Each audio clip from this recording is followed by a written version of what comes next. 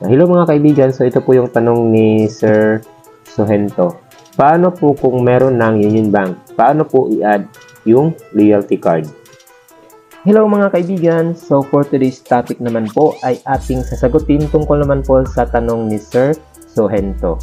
So shout out po pala sa inyo sir and welcome po dito sa ating YouTube channel and thank you rin po sa pag-reach out dito sa ating channel.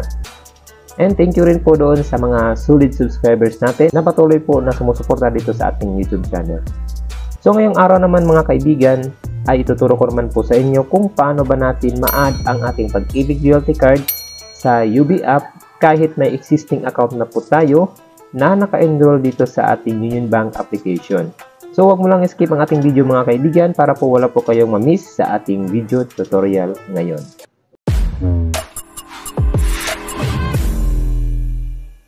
So okay mga kaibigan, dahil meron na nga po tayong existing account na naka-enroll sa ating Union Bank application.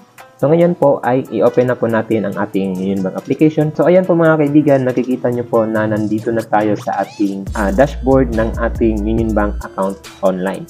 So dito po mga kaibigan, so dito po sa itaas, meron po tayo dyang makikita na manage. So i-click lang po natin yan mga kaibigan. So kapag na-click nyo na po yan mga kaibigan, ito po yung lalabas na select action. So dito po sa ibaba, meron po tayo makikita dito na add account, show or hide accounts. So para po ma-add ang ating Pag-ibig Loyalty Card mga kaibigan, so i-click lang po natin itong add accounts. So dito naman mga kaibigan ay dahil meron na nga po tayong Pag-ibig Loyalty Card ID, so piliin lang po natin itong add on existing account. So dito naman mga kaibigan, piliin lang natin dito ang ATM card. At dito naman mga kaibigan ay ilagay na po natin ang ating 16-digit card number sa ating Pag-ibig Loyalty Card. So makikita po yan mga kaibigan sa likod ng ating Pag-ibig Loyalty Card ID. So kapag nailagay nyo na po mga kaibigan, i-click lang po natin itong next sa itaas. So pagkatapos po dyan mga kaibigan ay magte-text po ng one-time password si Union Bank sa ating registered mobile number. So kung magtanong kayo mga kaibigan ay kung ano po yung registered mobile number sa ating Pag-ibig account mga kaibigan ay doon po magte-text si Union Bank ng one-time password sa atin.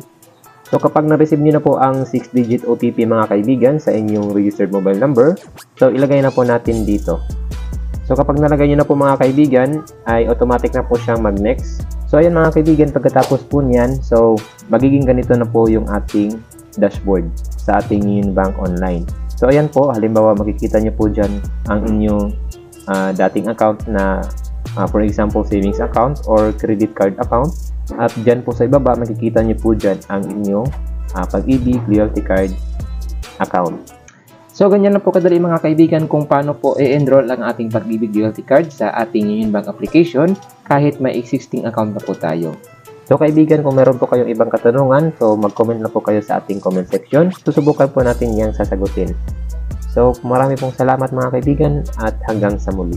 Mga kaibigan, kung nagustuhan mo ang ating video, mag-subscribe ka na sa ating YouTube channel para lagi kang updated sa mga susunod nating uploads. I-click mo na rin ang notification bell para ma-notify ka namin sa aming bagong uploads.